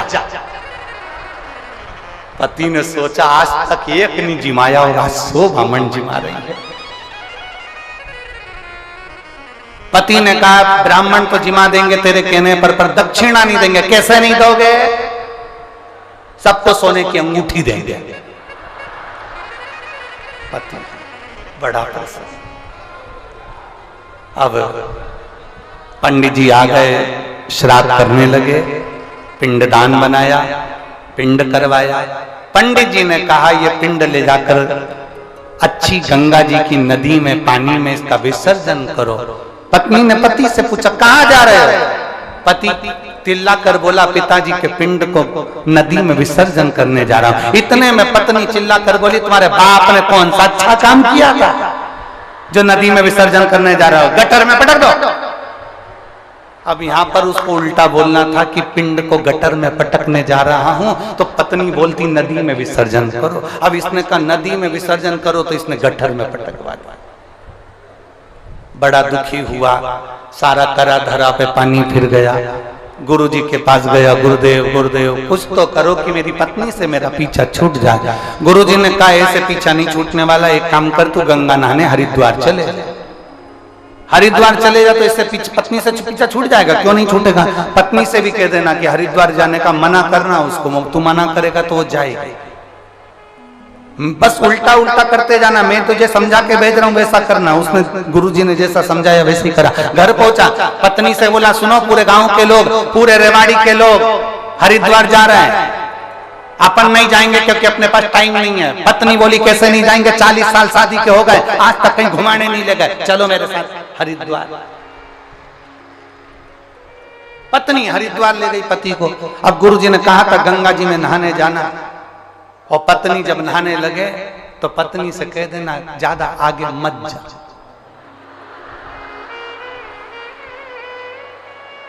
बस इतना ध्यान रखना। और पत्नी जैसे गंगा जी में उतरी और पति ने चिल्ला कर कहा आगे मत जाना। पत्नी बोली जाऊंगी जा। और जो आगे गई और पानी में बह गई। इसने जेब में से नारियल निकाला, गंगा मैया ले जा, गंगा मैया ले जा, गंगा मैया ले जा। इतने में गुरुजी भी समझदार थे। गुरुजी को मालूम है कि पत्नी बहुत तेज है, गंगा जी में चेन पड़ी रहती है, चेन को पकड़ लेगी, और पत्नी ने चेन पकड़ ली। अब इसने नारियल वापस जेब में रख लिया, ये तो बच गई। पर गुरुजी की वचन याद आ गए, जब चेन पकड़ ले तो चिल्ला कर कहना जम के पकड़। अब इसने चेन पकड़ी, पति ने कहा अच्छे से पकड़ना, जम के पकड़ना। पत्नी बोली नहीं पकड़ना, जा।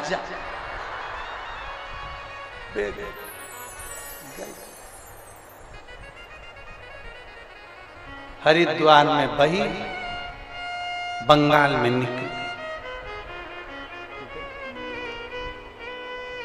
कहीं कहीं की ऐसा हो, उल्टी चलती है। तो यहाँ शास्त्र कह रहा है कि बहुत सारा धन होने से कोई भाग्यशाली नहीं होता, बहुत सारी सत्ता होने से कोई भाग्यशाली नहीं होता, बहुत सारा वैभव होने से कोई भाग्यशाली नहीं होता। शिव महापुराण की कथा कहती है, गुरु और एक घर वाली अगर अच्छी मिल जाए तो समझ लो गुरु तुम्हें स्वर्ग की सीढ़ी चढ़ा देता है और घर वाली घर को स्वर्ग बना देती है। ऐसा प्रभु की प्रीत बड़ी। चंद्र शीतल आरती चंद्र कर रहा है, शीतल, और कर्पूर गौरम करुणावतारम संसार सारम भुजगे। चंद्रदेव ने जो भगवान की आराधना करी, आराधना करते ही शंकर जी ने दर्शन दे दिया। दक्ष प्रजापति को क्रोध आ गया। दक्ष प्रजापति को क्रोध इसलिए आया कि दक्ष प्रजापति को क्रोध आने का कारण केवल इतना सा था कि मैंने चंद्र को काया का रोग का श्राप दिया था, इसका रोग ठीक किसने करा? तो मालूम पड़ा कि शंकर भगवान ने करा है, शिव ने करा है। बस दक्ष प्रजापति का हृदय जल गया। मेरा दामाद होकर मेरे अनुकूल नहीं चल रहा, मेरे विपरीत चल रहा। चंद्र को ठीक कर दिया, जिस चंद्र को मैंने काया का रोग दिया था उसको ठीक कर दिया। क्रोध में आ गए दक्ष प्रजापति, और आखिरी में हुआ क्या? यज्ञ की तैयारी हुई। उस यज्ञ की मीटिंग में भी शंकर का अपमान किया, यज्ञ में शंकर को ना बुलाकर उनका अपमान किया। बार बार शंकर का अपमान करते हैं, केवल एक कारण है, क्योंकि शंकर भगवान ने उन्हें रोग से मुक्त करा था। मेरे शिव जी को इसका कोई फर्क नहीं पड़ता। दुनिया के लोग कितना भी ताना दें, दुनिया के लोग कितनी भी गाली दें, दुनिया के लोग कितना भी अपशब्द कहें, दुनिया के लोग कितना भी आड़ा टेढ़ा बोलें, शिव महापुराण की कथा कहती है अगर आपने अपने दिल से शंकर भगवान को पुकारा है तो सारी दुनिया तुमको दुख देने वाली होगी और मेरा महादेव दुख से निवारण करने वाला है।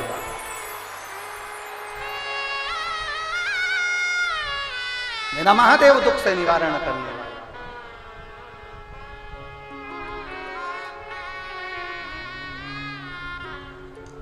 शिव कथा कर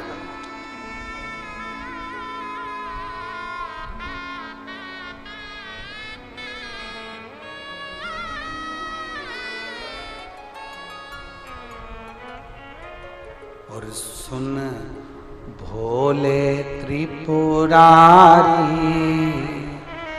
द्वार तेरे आया हूँ। सुन भोले त्रिपुरारी द्वार तेरे आया हूँ। सुन भोले त्रिपुरारी द्वार तेरे आया हूँ।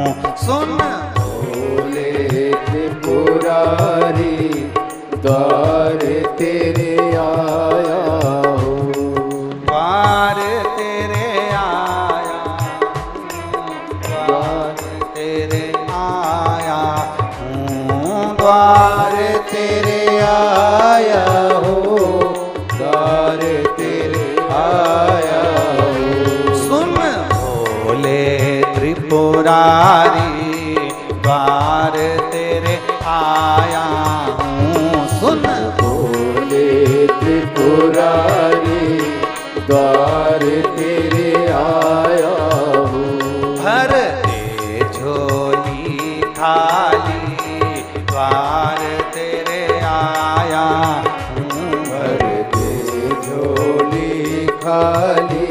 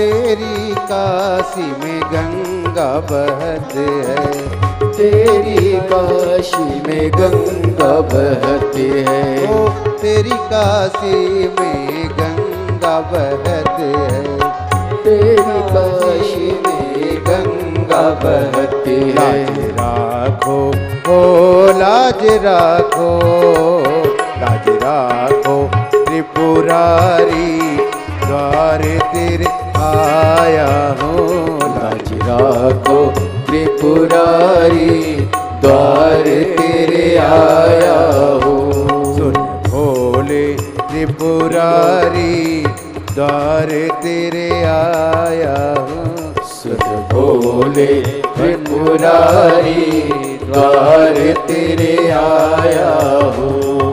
द्वार तेरे आया हूँ, द्वार तेरे आया हूँ, द्वार तेरे आया हूँ, द्वार तेरे आया हूँ। सुन भोले त्रिपुरारी, द्वार तेरे आया हूँ। सुन भोले त्रिपुरारी, द्वार तेरे आया हूँ।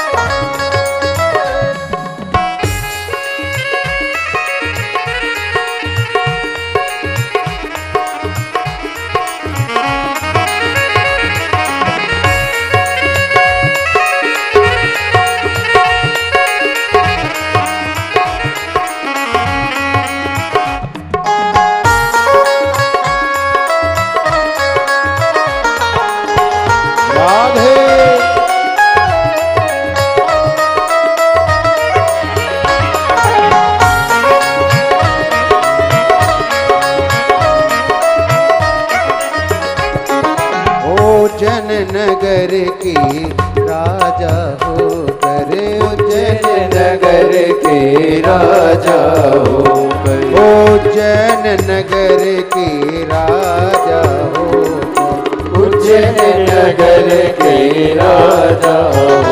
लाज राखो ओ लाज राखो, लाज राखो त्रिपुरारी, द्वार तेरे आया हो।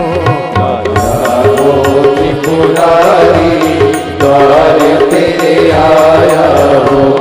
ओ द्वार तिहारे आया हूँ, शरण तिहारे आया हूँ। ओ द्वार तिहारे आया हूँ, शरण तिहारे आया हूँ। भोले भंडारी, द्वार तेरे आया हूँ। भोले भंडारी, द्वार तेरे आया हो।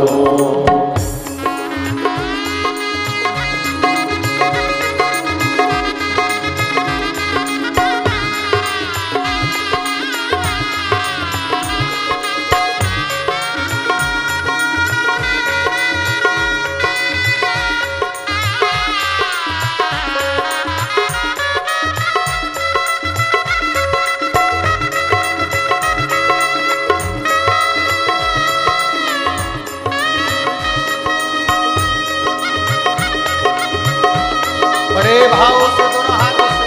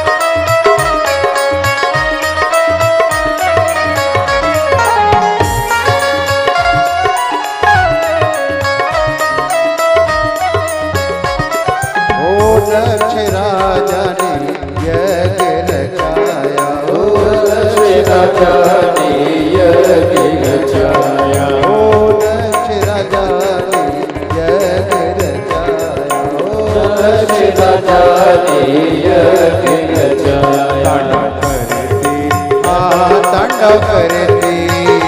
तांडव करती त्रिपुरारी द्वार तेरे आया तांडव करते त्रिपुरारी द्वार तेरे आया सुन भोले त्रिपुरारी द्वार तेरे आया सुन भोले त्रिपुरारी द्वार तेरे आया ओ द्वार तेरे आया प्रभु द्वार तेरे आया द्वार तेरे आया द्वार तेरे आया ओ द्वार तेरे आया प्रभु द्वार तेरे आया द्वार तेरे आया द्वार तेरे आया सुन भोले सुन भोले भोले सुन भोले सुन भोले त्रिपुरारी द्वार तेरे आया भोले त्रिपुरारी द्वार तेरे आया सुन भोले त्रिपुरारी द्वार तेरे आया सुन भोले त्रिपुरारी द्वार तेरे आया सुन भोले त्रिपुरारी द्वार तेरे आया सुन भोले त्रिपुरारी द्वार तेरे आया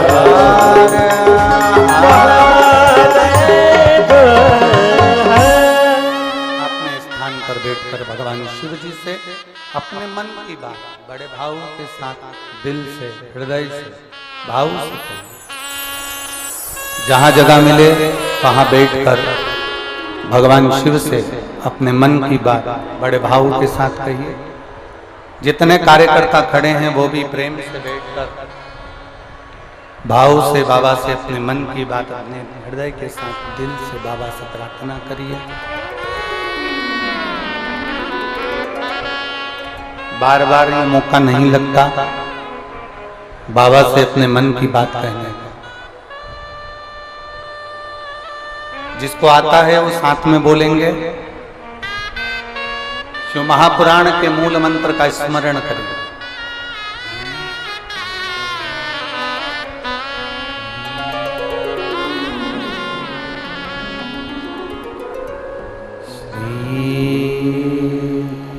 शिवाय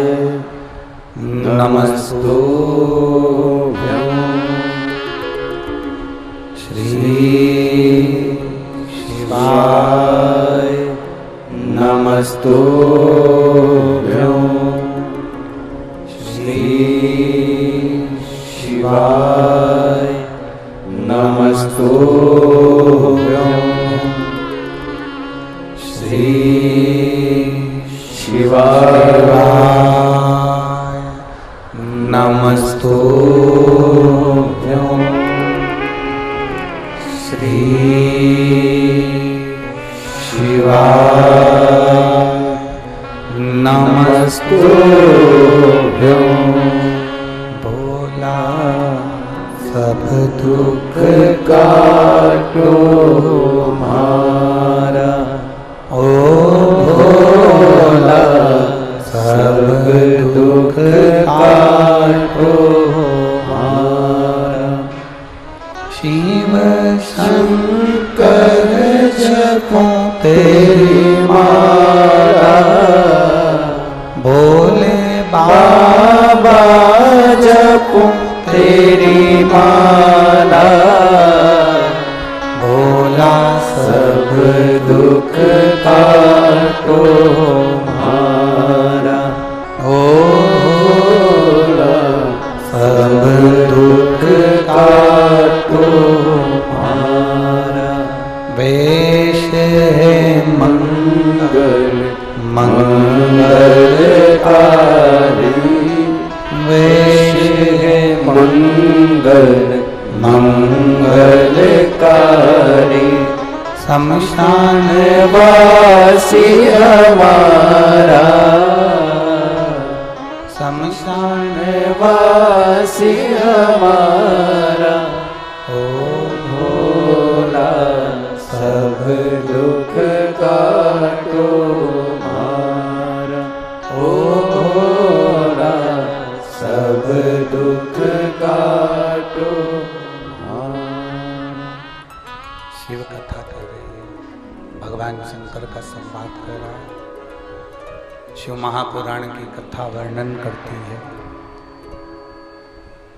चंद्र के रोग को शिव समाप्त कर देते हैं।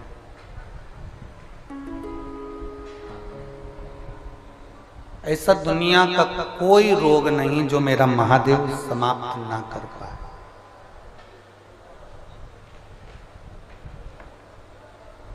एक चीज आपके अंदर होना चाहिए, विश्वास।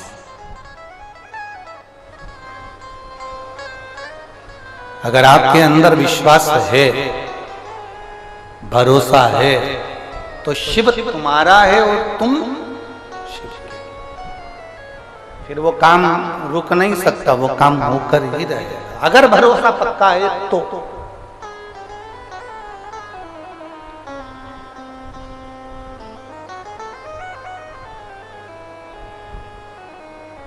सुनील जी ने ये कथा कोई आज की बुकिंग नहीं है। सुनील जी आपकी कथा कई साल पहले बुक हो चुकी थी, कई साल पहले। रेवाड़ी वालों को तो बाद में मालूम पड़ा होगा कि सुनील जी कथा करा रहे हैं, तो ये तो आप लोगों को बाद में मालूम पड़ा होगा, पर ये कथा बहुत साल पहले बुक हो गई थी।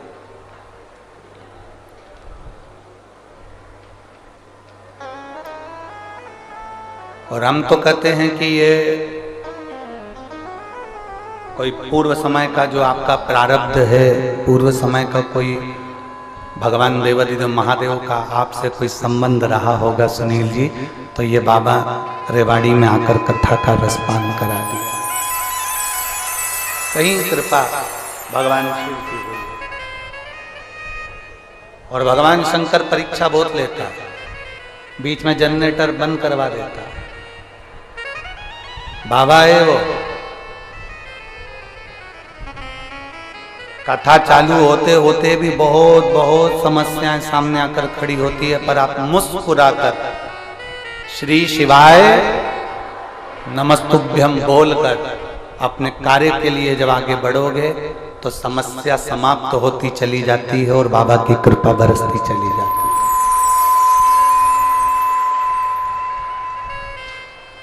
भरोसा रखकर, दृढ़ता का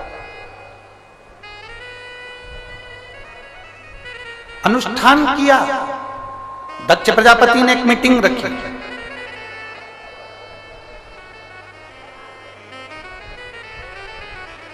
शंकर भगवान भी बैठे थे उस मीटिंग में, उस सभा में शिवजी विराजमान थे। दक्ष प्रजापति उस सभा में आया तो उसको प्रणाम नहीं करा भोलेनाथ जी ने, नहीं देख पाए। होता है कभी कभी, ऐसा नहीं है कि देख पाए।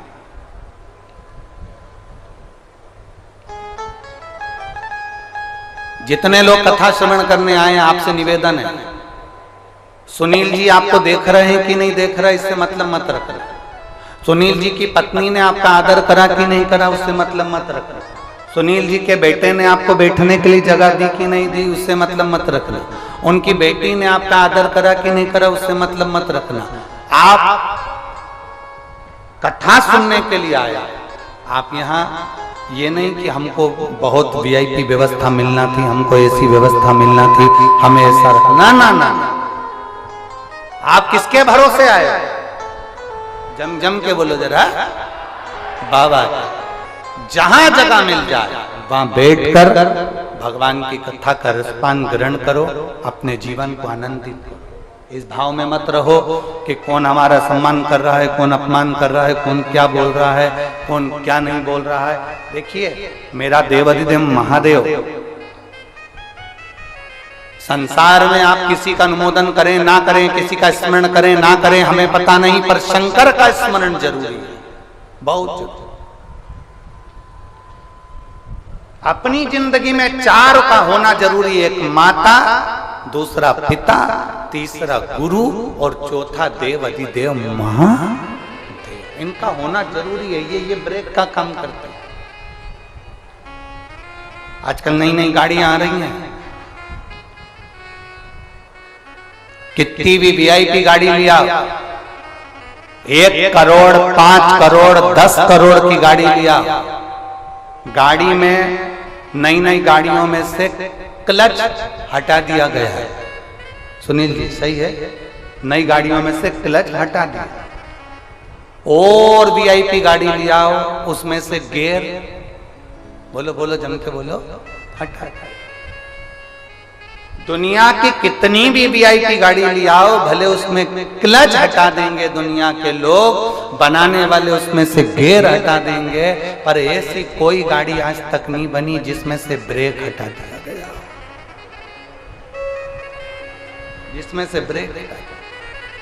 कितनी भी वीआईपी गाड़ी बन जाए, 10 करोड़ की 5 करोड़ की 3 करोड़ की 4 करोड़ की, उसमें से क्लच हट जाएगा, गियर हट जाएगा, पर ब्रेक नहीं हटेगा।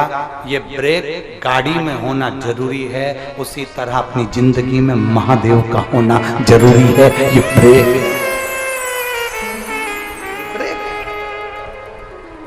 ये बहुत जरूरी है हमारे जीवन के लिए, हमारी जिंदगी के उन्नति के मार्ग के लिए, हमारे जीवन के आगे के पहलू के लिए शिव का होना जरूरी।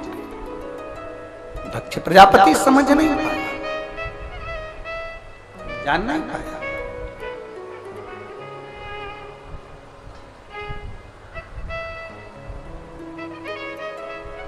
पूरे रेवाड़ी में हाहाकार मचा हुआ था कल, किस बात का? पूरी रोडें जाम हो गई। अरे बोलो तो सही है कि गलत है? पूरे अखबारों में, सोशल मीडिया में सब दूर यही चल रहा था, रेवाड़ी की सारी रोडें जाम हो गई, मार्ग पूरा जाम हो गया, पूरा मार्ग जाम हो गया। लोग कह रहे थे हम जाम में फंस गए, हम उनसे निवेदन करेंगे, ये शंकर की कथा का जाम है, जो इसमें एक बार फंस जाता है बाकी की दुनिया के जाम में नहीं फंस पाता है, क्लियर निकलता चले जाता है। क्लियर, एक बार फंसे हो ना, एक बार अंदर आ गए हो ना, एक बार तुम्हें तकलीफ हो गई ना, 5 दिन तुम जो यहाँ फंसे हुए हो, चिंता मत करना, बाकी की उलझन में नहीं फंसोगे, बाकी की उलझन में क्लीन रहोगे एकदम।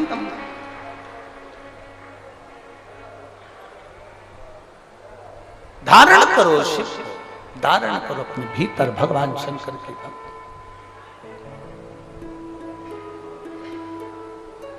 और जितना उसको धारण कर सकते हो उतना, अपने जीवन को जितना सार्थक बना सकते हो उतना बनाए,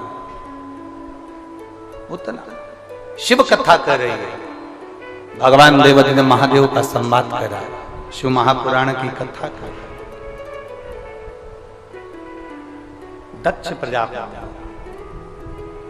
शंकर भगवान जब उठकर प्रणाम नहीं करे, नमन नहीं करे, झुके नहीं, प्रणाम नहीं किया, क्रोध आ गया। क्रोध, इतना क्रोध आया, इतना क्रोध आया कि दक्ष प्रजापति ने श्राप दे दिया भगवान देवादिदेव महादेव को, तो मेरा दामाद होकर, मेरा जमाई होकर तुमने मुझे प्रणाम नहीं करा, मैं तुम्हें श्राप देता हूं। सुनो दक्ष प्रजापति कहते हैं, सुन शंकर, सुनो देवादिदेव महादेव, सुनो शिव, तुम मेरे दामाद होकर तुमने मेरा सम्मान नहीं करा, मेरा आदर नहीं करा, मैं तुझे श्राप देता हूं कि तुम शमशान में निवास करो। शंकर भगवान को कोई टेंशन नहीं था। पार्वती जी को भले थोड़ी चिंता थी कि अपन शादी के बाद कहां रहेंगे। पार्वती जी ने शिव जी से ये पूछा था, अपन शादी के बाद कहां रहेंगे। कई कई लड़की लड़के से पूछ लेती है, अपन शादी के बाद कहां रहेंगे। लड़का लड़की आपस में बोल देते हैं, तू मेरे दिल में रहना, तू मेरे दिल में रहना। हमने अभी कथा में कहा था, प्रेम इसको नहीं कहते कि तुमने हाथ पे नाम लिखा लिया, छाती पे नाम लिखा लिया, भुजा पर नाम लिखा लिया। इतनी लंबी चाहत है तो प्रॉपर्टी पे नाम लिखा के बताते। इसको प्रेम नहीं करते, ये दिखावा है, केवल दिखावा। और मेरी जीजियों आपसे निवेदन है, शंकर के मंदिर में, शिवालय में, शंकर की चौखट पर, भगवान शंकर के मंदिर में दिखावे का काम नहीं होना चाहिए। बस दिल से जाना, दिल से पुकारना, दिल से कहना, दिल से सुनाना और दिल से सुनना। मेरा महादेव तुम्हारे ऊपर कृपा बरसाना प्रारंभ। दिखावा नहीं, मेरे शंकर भगवान को दिखावे से कोई मतलब नहीं, कोई मतलब। बोल बम का नारा है, सारी समस्या का हल। मेरे शंकर भगवान को दिखावे से मतलब नहीं, मेरे शिव जी को केवल तुम्हारे निर्मल मन से, तुम्हारे चित्त से, तुम्हारी वृत्ति से, तुम्हारे हृदय से। पार्वती जी ने जरूर महादेव से कहा था, शंकर भगवान से पार्वती जी विवाह करने से पहले बोली थी, अपन कहां रहेंगे? तुम होते तो कह देते दिल में। महादेव ने कहा नहीं, मुझे श्राप लगा है, मुझे श्राप है, अपन रहेंगे शमशान में। पार्वती जी बोली शमशान में? वहां अपन से मिलने कौन आएगा? वहां अपने पास में कौन आएगा? शंकर भगवान बोले कोई नहीं आएगा, ऐसे नहीं आएगा तो लोग उसे बांध कर लाएंगे। तो चिंता मत कर, कोई ऐसे नहीं आएगा, उसको बांध कर लाया जाएगा और आखिरी में अपने पास छोड़कर जाएगा, फिर वो वापिस नहीं जाएगा, अपना हो जाएगा। अपना कौन है?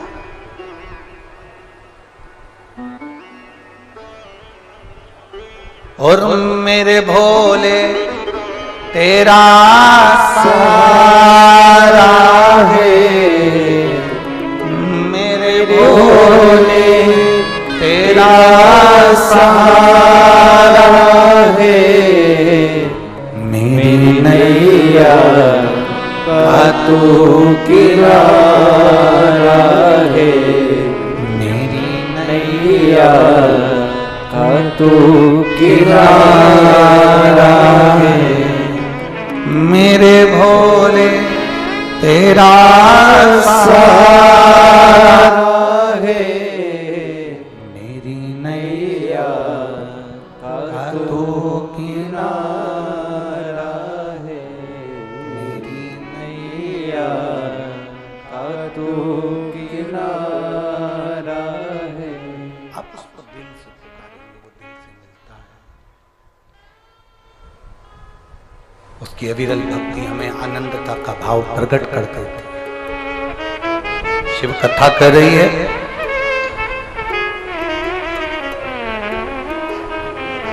सती अपने प्राणों को, वही सती मैया, वही सती माता जान नहीं पाई थी महादेव, पहचान नहीं पाई थी। सबसे बड़ा है कथा के अंदर एक प्रसंग सबसे भारी है। माता पार्वती जी ने 51 जन्म लिए हैं, पर 51 जन्म माता पार्वती ले लेकर थक गई और शंकर जी को पहचान नहीं पाई। 51 जन्म। अब जरा विचार करिएगा, पार्वती जी 51 जन्म लेने पर भगवान शंकर को नहीं पहचान पाई, तो आप और हम कैसे पहचान सकते, कैसे जान सकते?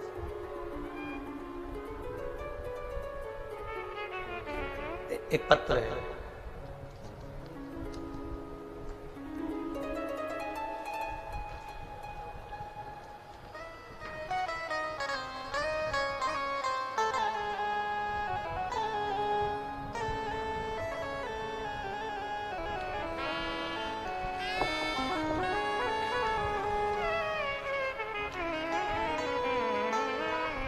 मेरा नाम मनीषा बेदी, रहने वाली मैं रेवाड़ी हंस नगर की। कहीं बैठी हैं? आप ही हैं? श्री शिवाय नमस्ते। वापिस हाथ हिलाओ एक बार। श्री शिवाय नमस्ते। मेरा नाम मनीषा वेदी है। मैं रहने वाली रेवाड़ी हंस नगर की हूँ। एक लोटा जल और सीहोर के रुद्राक्ष का वर्णन करना चाहता हूँ। मेरी ननंद प्रिया वेदी आई है क्या? प्रिया यही है। श्री शिवाय नमस्तुभ्यम। लिया इसको लिया और पूरा दिमाग काम करना बंद कर दिया था। तब से उसका मानसिक संतुलन भी नहीं था और शारीरिक संतुलन भी नहीं था। शरीर से भी इतना काम नहीं बनता और माइंड उसका बिल्कुल काम नहीं करता। मुख से ज्यादा बोल नहीं पाती, समझ नहीं पाती, ध्यान नहीं दे पाती, सुन नहीं पाती। गुरुदेव, मैंने अलवर में आपके द्वारा की गई शिव महापुराण की कथा सुनी। फिर हम लोग सीहोर गए, वहां से रुद्राक्ष लेकर आए। तांबे के लोटे में उस रुद्राक्ष को डालकर शंकर जी को जल चढ़ाना और वो जल हमारी ननंद को पिलाना प्रारंभ करा। गुरुदेव, उसने अपने मुख से कभी कोई शब्द नहीं बोला था। उसका शरीर काम नहीं करता था, उसका माइंड काम नहीं करता था, दिमाग संतुलित नहीं था। आज मैं बाबा के इस पावन प्रांगण में छाती ठोक कर कह सकती हूं कि अब मेरी ननंद समझने लगी है और उसका दिमाग काम करने लगा और वो मुख से श्री शिवाय नमस्तुभ्यम कहने लगी। गुरुदेव, 35 साल के बाद मेरी ननंद ने अपने मुख से शब्द निकाला तो श्री शिवाय नमस्तुभ्यम निकाला। 35 साल तक वो अपने दिमाग से काम नहीं कर पाती थी। 35 साल तक उसका शरीर उठने बैठने के भी लायक नहीं था। शिव तत्व है।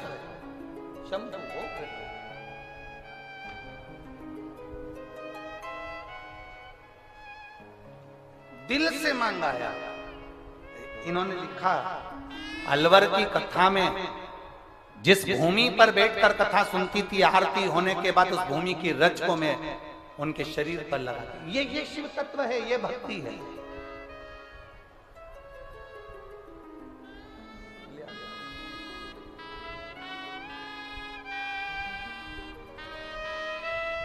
पैंतीस साल के बाद इसका शरीर इतना काम करा है और माइंड इतना काम करा है। जोरदार ताली बजाएं इस बेटी के लिए।